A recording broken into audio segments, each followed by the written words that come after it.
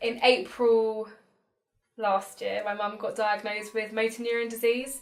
So kind of through that, we got involved in the hospice. And then about 6 months later, my dad then got diagnosed with a terminal brain tumour. So kind of a double whammy, but the hospice have been like amazing in that. And yeah, so that's kind of how I'm linked with the hospice at the moment.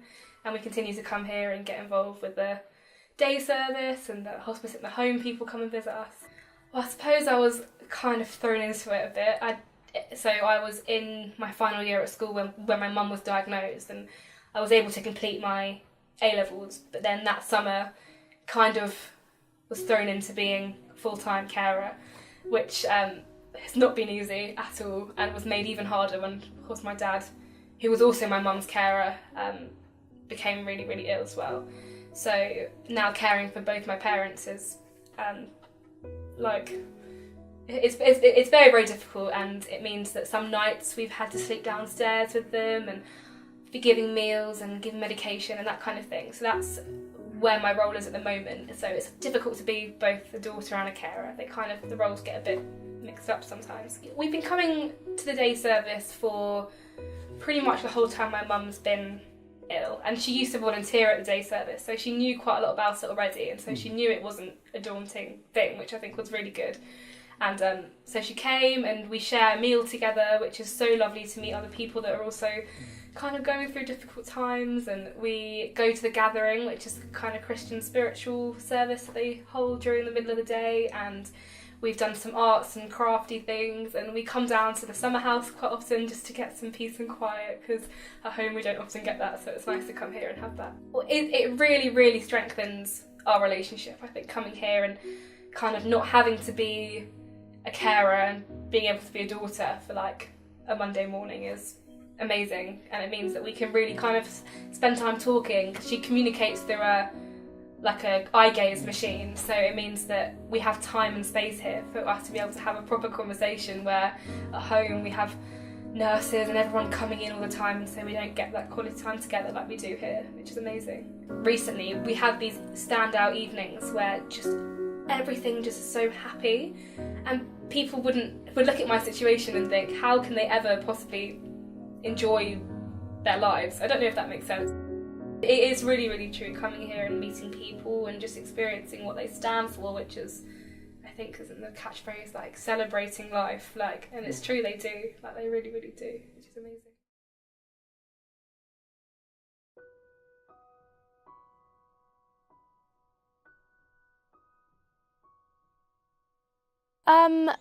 We have been okay. I think a lot has changed since you last saw us. I don't know, it's been 7 months today, actually, since he passed away.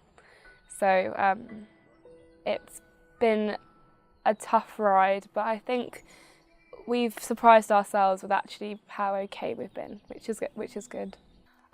It was a really weird feeling when it happened, because of course, like, my dad's needs have become much greater than my mum's, and you wouldn't expect that, but he still thought he could walk, you know, so he'd get up and would fall, whereas, you know, with my mum, we know what's going on with him.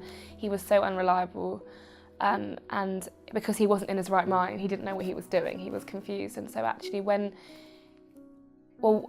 first of all, it was crazy how peaceful it was. One day he just didn't wake up, he was just unconscious, and we phoned the hospice and they came within hours, like an hour maybe, came and had quite a good team of people that were giving us the options of what we could do at that point, whether we then stayed here or went to the hospice. And I think me, my mum and my brother had like a family meeting and decided actually we knew that he wanted to be here, so they supported us through that, told us the options, really made it clear that whatever we needed, any questions, anything, they were there, and they really advised us on exactly what to do.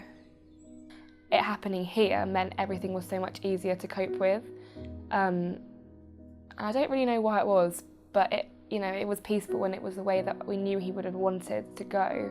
It's probably quite clear from from the footage, which I guess I only could really realise when I watched it back, was actually how central my dad was in those happy moments. Like, he just never took himself too seriously, and actually it meant that we could laugh with him a lot and actually realise, you know, my mum and my dad would like just bounce off each other and what they found funny. And I suppose we've lost that like point of the square. I guess it doesn't always add up now, but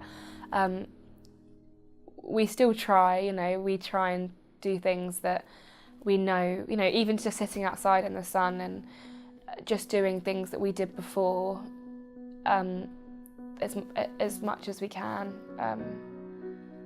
Now we don't have someone to kind of have to look after my dad. It's meant that we can all go out and do stuff, with me, my brother and my mum, we can all go out and do stuff together, which was difficult before because my dad wouldn't want to. So now at least we get that quality time as a 3, but that doesn't make up for the fact that it's not a 4.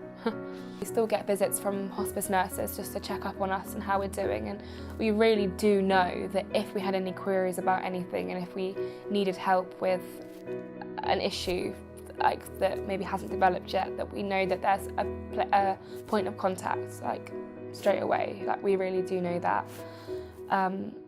With the counselling, you know, I know that option's always there. My mum knows that option's always there. And